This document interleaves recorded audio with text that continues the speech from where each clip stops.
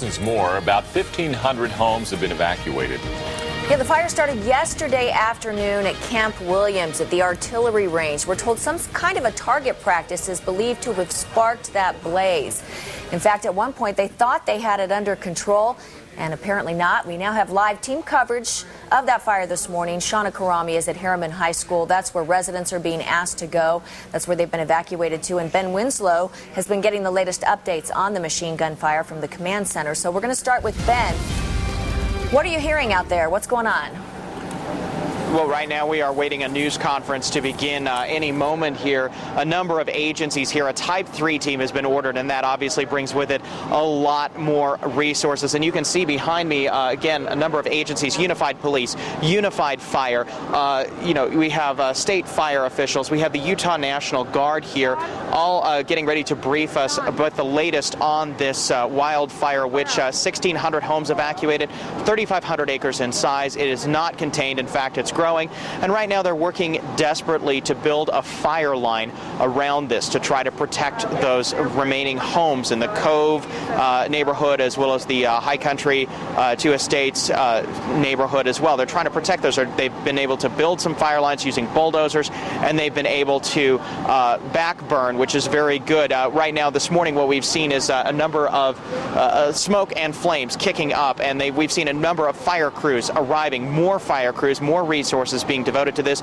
And just a few minutes ago, Governor Gary Herbert arrived on the scene. He is right now in the state helicopter taking an aerial tour of this. He will address us at 8 o'clock, and of course you'll see that live here on Fox 13 News. And again, waiting for a news conference to begin here in Herriman to update us on the latest. We have heard 1,500, maybe now 1,600 homes evacuated, a number of school closures in this area, in the Herriman area. And again, Unified Police still urging people, stay out of Herriman if you do not have any business being here. They're trying to keep the roads clear for emergency vehicles. They're trying to protect the public.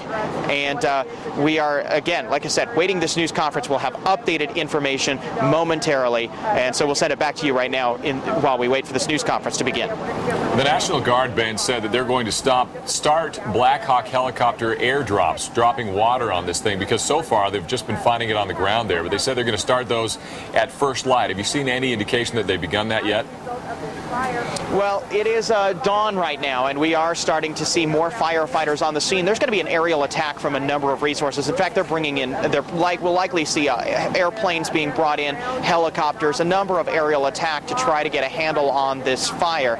The Utah National Guard has been actively involved in this, in fact, from the beginning. And this morning they confirmed it was live ammunition from one of their training exercises on the machine gun range which sparked this fire. Their fire crews thought that they had it out, but then the winds kicked up.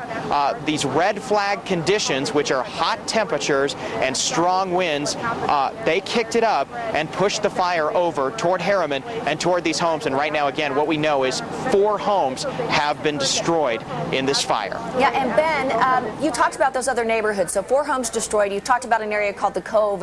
And do we know how close the fire is right now to any more homes? The fire is dangerously close to a number of homes, Carrie. This whole area is under a mandatory evacuation, and what's frightening, according to Unified Police, some people are not heeding that. They're refusing to leave.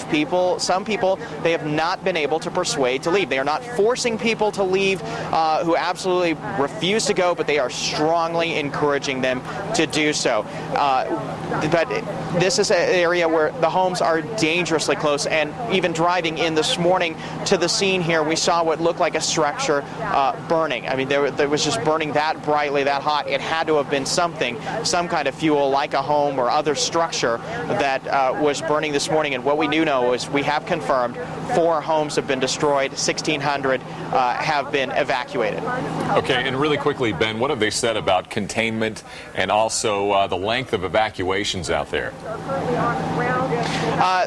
There has been no containment. In fact, it's really too early to even start looking at that, they're just going to try to build a line around this fire. That's what they, in wildland fire situations, that's what they do. They try to build a line around the entire fire, and then they, in some instances, they start a back burning. They set another fire to meet it and hopefully burn itself out. That's one technique that they try. They also just try getting crews in there to dig a line and to snuff the fire out.